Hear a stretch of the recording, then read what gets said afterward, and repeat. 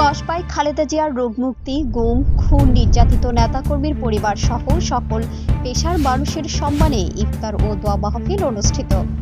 SM. Naimul ইসলাম জিহাদের তথ্যচিত্রে বিস্তারিত। সাবেক প্রধানমন্ত্রী দেশনেত্রী বেগম খালেদা জিয়ার রোগমুক্তি, গুম, খুন, নির্যাতিত নেতাকর্মীর পরিবার সহ সকল পেশার মানুষের সম্মানে ইফতার ও দোয়া মাহফিল অনুষ্ঠিত হয়েছে। ব্রাহ্মণবাড়িয়ার কসবা উপজেলার ও পৌর বিএনপির পক্ষ থেকে দোয়া ও ইফতার মাহফিলের আয়োজন করা হয়েছে।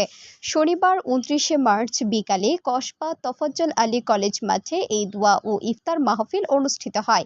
অনুষ্ঠানে ভার্চুয়ালের মাধ্যমে যুক্ত হয়ে স্বাগত বক্তব্য রাখেন ব্রাহ্মণবাড়িয়া জেলা বিএনপির সদস্য ও কসবা আখাউড়ার গণমানুষের নেতা আলহাজ কবির আহমেদ ভূঁইয়া।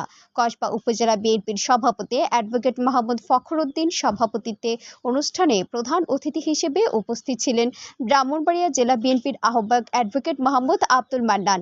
প্রধান বক্তা হিসেবে ছিলেন জেলা বিএনপির সদস্য সচিব মোহাম্মদ সিরাজুল ইসলাম, জেলা বিএনপির সদস্য বেলাল উদ্দিন সরকার তুহিন, উপজেলা বিএনপির সাধারণ সম্পাদক মোহাম্মদ শরীফুল হক স্বপনের সঞ্চালনায় ইফতার ও দোয়া মাহফিলে বিশেষ অতিথি হিসেবে বক্তব্য রাখেন কসবা পৌর বিএনপির সভাপতি মোহাম্মদ শরীফুল ইসলাম ভূঁইয়া, সাধারণ সম্পাদক মোহাম্মদ আইয়ুম খান, উপজেলা বিএনপির সাংগঠনিক সম্পাদক মোহাম্মদ কামাল উদ্দিন, উপজেলা যুবদলের আহ্বায়ক মাসুদুল হক ভূঁইয়া দীপু, সদস্য সচিব মোহাম্মদ জিয়াউল হুদা শিপন।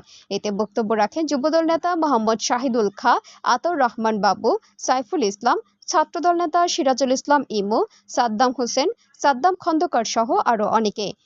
ইফতার মাহফিলে কসবা উপজেলা বিএনপি ও এর অঙ্গ সংগঠনের নেতাকর্মীরা অংশগ্রহণ করেন। এ সময় সাবেক প্রধানমন্ত্রী বেগম খালেদা জিয়া সহ দেশ ও জাতির কল্যাণে দোয়া করা হয়।